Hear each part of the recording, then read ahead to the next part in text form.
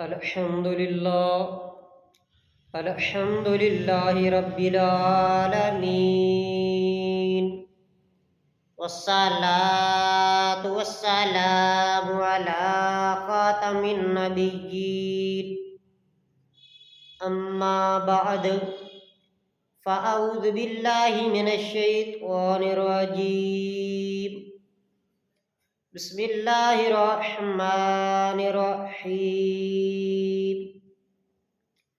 صلی اللہ علی حبیبہ محمد وآلہ وسلم الصلاۃ والسلام علیک یا سیدی یا رسول اللہ وعلی آلک واصحابک یا سیدی یا حبیب اللہ الصلاۃ والسلام علیک یا سیدی یا نبی اللہ وعلی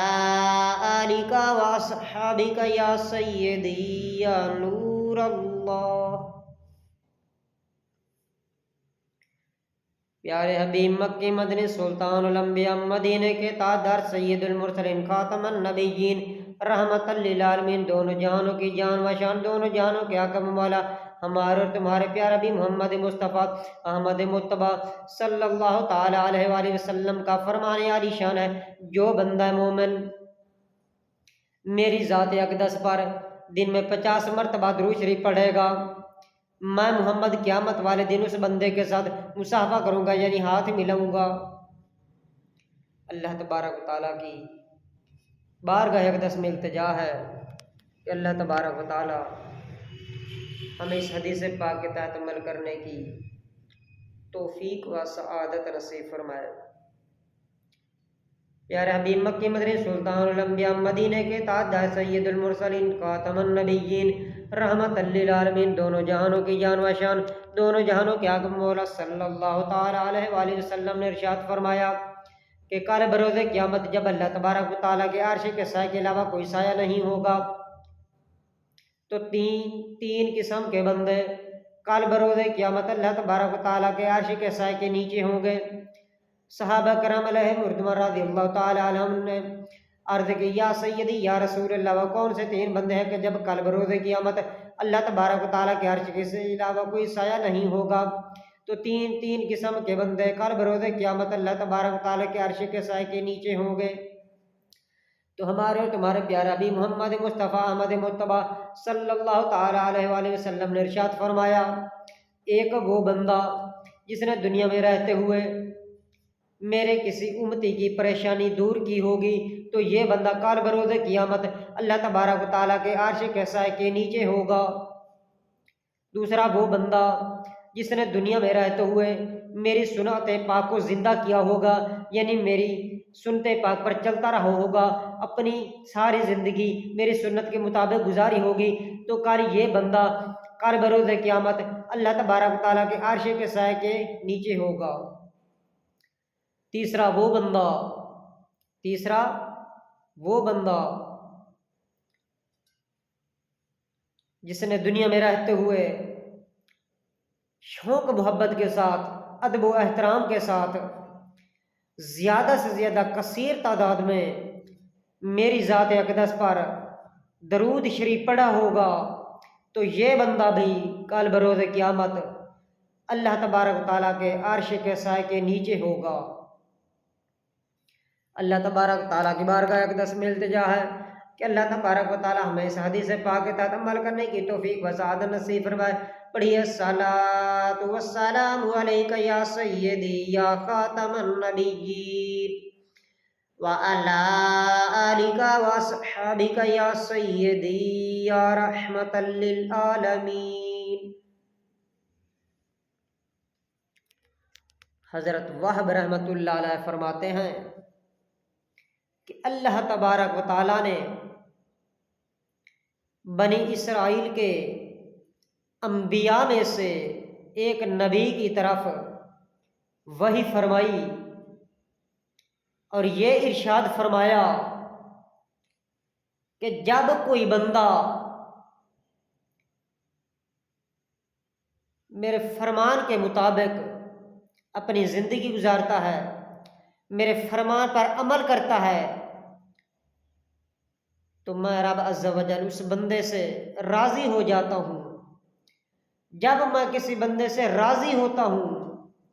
تو اس کو نواز دیتا ہوں، اس بندے پر میری رحمتیں اور برکتیں نازل ہوتی ہیں۔ لیکن جب کوئی بندہ میری نافرمانی کرتا ہے تو میں رب عز و جل اس بندے سے ناراض ہو جاتا ہوں۔ جب میں کسی بندے سے ناراض ہوتا ہوں تو اس بندے پر لعنت برستی ہے، تو یہ لعنت 7 پشتوں تک چلتی رہتی ہے۔ اللہ تبارک و تعالیٰ کی بارگاہ اقدس میں التجا ہے کہ اللہ تبارک و تعالیٰ ہمیں اپنے اور اپنے پیارے حبیب صلی اللہ تعالی وسلم کی اطاعت اور فرما برداری میں رکھے، اطاعت اور فرما برداری میں مارے، اسلام پر رکھے، ایمان پر موت دے اور کل بروز قیامت پیارے حبیب صلی اللہ تعالی علیہ وآلہ وسلم کا قرب عطا فرمائے۔ اللہ تبارک و تعالی ہمیں دنیا میں رہتے ہوئے شریعت کے مطابق زندگی گزارنے کی توفیق و سعادت نصیب فرمائے۔ آمین بجاہ نبی امین صلی اللہ تعالی علیہ وسلم۔ الصلاۃ والسلام علیک یا سیدی یا رسول اللہ وعلی آلک وصحابک یا سیدی یا حبیب اللہ۔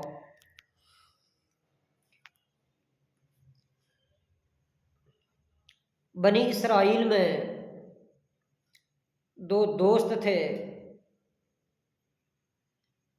ایک گنہگار تھا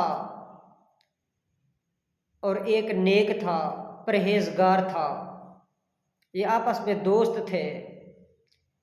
بنی اسرائیل کی قوم میں۔ تو جو نیک تھا اس کو بنی اسرائیل والے لوگ عابدو بنی اسرائیل کہہ کر پکارتے تھے، یعنی بنی اسرائیل کا نیک بندہ، پرہیزگار بندہ، عبادت گزار بندہ۔ اور دوسرا جو گنہگار تھا اس کو خلیع بنی اسرائیل کہہ کر پکارتے تھے، یعنی بنی اسرائیل کا آوارہ، بیکار، گنہگار، بدکار لڑکا۔ تو ایک دن یہ گنہگار لڑکا کہیں سفر پر جا رہا تھا۔ سفر کرتے کرتے راستے میں کیا دیکھتا ہے، وہ جو اس کا نیک پرہیزگار، نیک نمازی دوست ہے وہ نماز پڑھ رہا ہے، اور بادل نے اس کے نیک دوست پر، نمازی دوست پر سایہ کیا ہوا ہے۔ تو یہ گنہگار دوست سوچنے لگا اس میرے دوست پر اللہ تبارک و تعالیٰ کی کتنی مہربانی اور کرم نوازی ہے کہ یہ میرا دوست اللہ تبارک و تعالیٰ کا فرض ادا کر رہا ہے، اور بادل نے اس پر سایہ کیا ہوا ہے، تو کیوں نہ میں اپنے دوست کے پاس بیٹھ جاتا ہوں۔ یہ نیک، پرہیزگار، عبادت گزار میرا دوست ہے، شاید اسی کی برکت کی وجہ سے اللہ تبارک و تعالی میرے اوپر بھی مہربانی فرما دے، مجھے بے ایمان کی دولت نصیب ہو جائے، میں بھی کلمہ پڑھ لوں، اس میرے دوست کے طفیل اللہ تبارک و تعالی مجھ پر بھی کرم فرما دے، میں بھی نیک بن جاؤں۔ تو یہ حسن ظن رکھتے ہوئے وہ گناہگار دوست اس اپنے دوست عبادت گزار کے پاس بیٹھ گیا۔ تو وہ جو نماز پڑھ رہا تھا، دیکھ رہا تھا، دل ہی دل میں خیال کیا، لو کر لو جی گل، یہ گنہگار، بدکار، بیکار، پرلے کہیں درجے کا، کسی نہ کھاتے کا، اور میں نیک نمازی، پرہیزگار، عبادت گزار، نمازیں پڑھنے والا، تو یہ میرے پاس کس طرح بیٹھ سکتا ہے؟ تو اس نیک دوست نے اس اپنے گناہگار دوست کو نفرت کی نگاہ سے دیکھتے ہوئے دھکے دے کر نکال دیا۔ تو اللہ تبارک و تعالیٰ نے اس وقت کے نبی پر وحی نازل فرمائی اور فرمایا کہ ان دونوں سے فرما دو کہ اپنے اعمال نئے سرے سے کرنے شروع کریں۔ دونوں کے اعمال رد کر دیے گئے ہیں۔